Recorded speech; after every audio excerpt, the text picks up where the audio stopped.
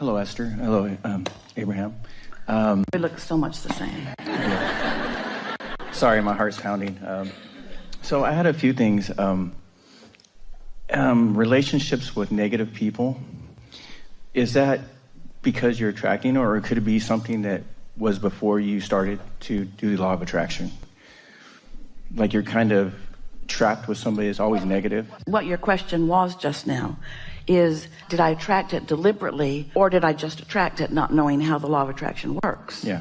And the answer is, you attracted it in this situation before you knew what the law of attraction was. But you cannot attract something unwanted without holding the vibration of that a lot. So really, it doesn't matter how you got to that point. The question is, what you're going to do now? What are you going to do now? It's kind of one of those things where I'll meditate, I get up, I can get on a good mood, and first text is, something bad. So I'm driving along in a good mood, going to work, and then this bad text comes up.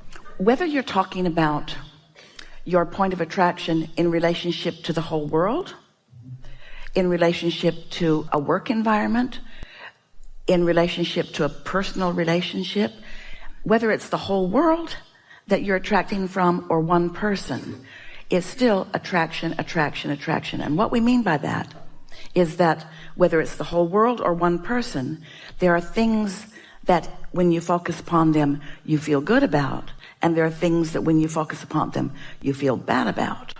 And it feels a little confusing to you because in your scenario here, you were feeling good until they were not feeling good, and then they dumped their not feeling good into your what you were feeling good, and then you didn't feel good. So it feels like they are the reason that you don't feel good. But there was something that happened before any of that happened, and that was you had a vibration of expectation about what you were going to get from that person.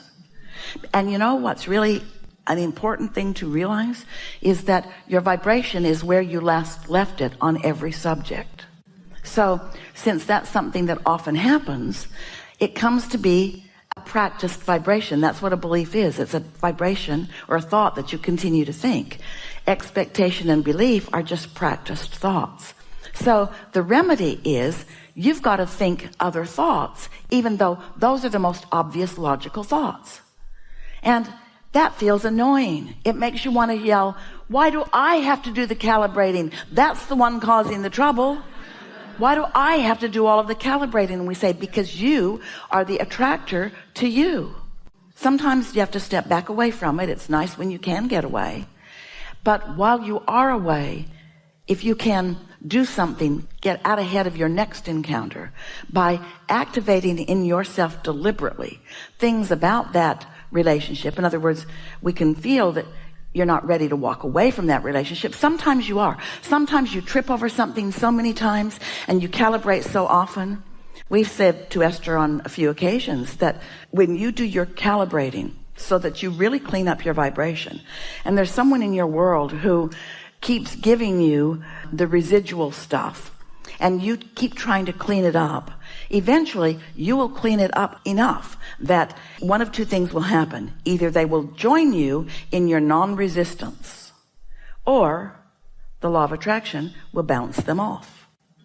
But what happens to so many of you, you don't like the idea of being bounced off from anyone, even though they are miserable to live with. You don't want to bounce off of them. So rather than hold your own and call them to you, you calibrate to them and complain about it. So you just sort of kind of have to decide that it matters to you enough to feel good, that you're going to find a way of doing it more and more.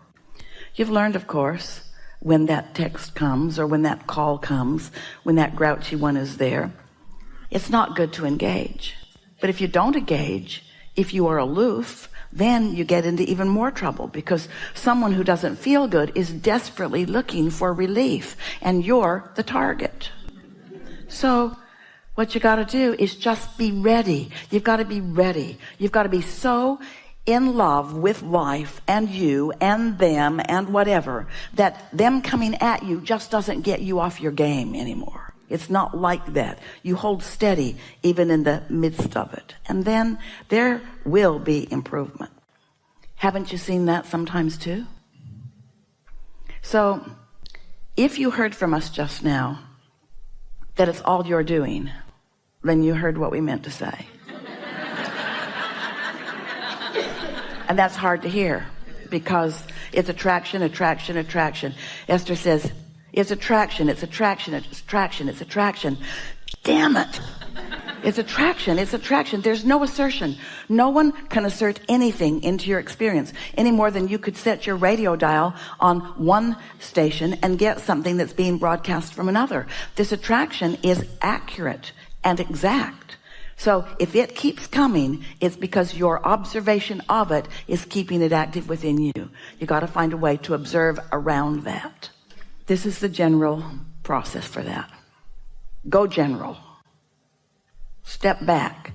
Look at your life in general. Look at how you really feel. Acknowledge how good you were feeling. What a good mood you were in and often are in. What your true nature is. How well your life is going on most regards. How well you get along with people. You do. You get along with people until you get somebody up close to you who believes that you are responsible for how they feel. You can never solve that. You've just got to not buy into that. You are not responsible for how someone else feels. They are responsible for how they feel. You are not responsible for how someone else feels. They are. You cannot do enough nice things to people who have decided that you're responsible, because the next time they don't feel good, they're going to blame you for that. And then you want to say, but what about this? And what about this? What about this? I have a big long list of things that I do to make your world better. And you've picked this one little thing and you're going to use that as your excuse to not be happy, and you're going to blame me. And they won't answer that question, but the answer to that is yes. Yes, I am. I'm doing it right now. And what are you going to do about it? And so the first thing that we would do is acknowledge that anybody who is feeling negative emotion, that's on you. That's on you, and it's not your nature. You know why? Oh, we are so happy to have this conversation with you. You know why it is not your usual nature to accept your own point of attraction and assign it to yourself and assign someone else's point of attraction?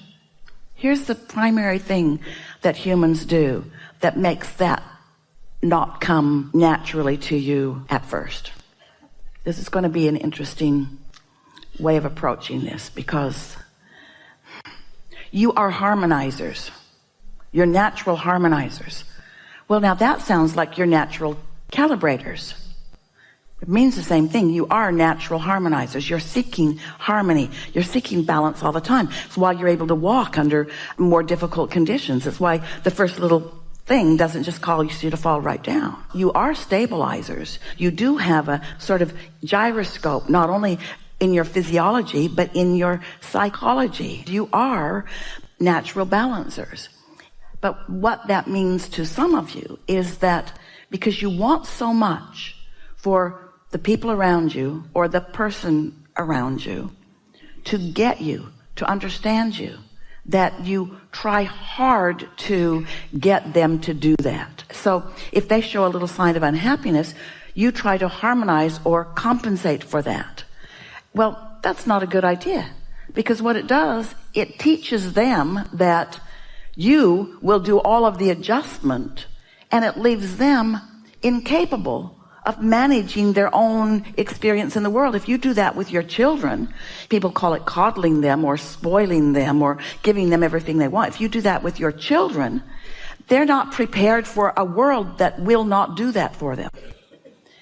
You want them to know about the law of attraction. You want them to know that it's what they're offering vibrationally that is bringing back to them whatever they're getting. And there's nothing inappropriate about letting someone attract discomfort from you, and maybe even angry words, to let them know you are attracting this from me. It's not what I want to give you, and I'm doing my best to calibrate in ways so that it's not what I give you, but you make me feel this way because you feel so strongly this way about me. Attraction is this two-way street all the time, isn't it?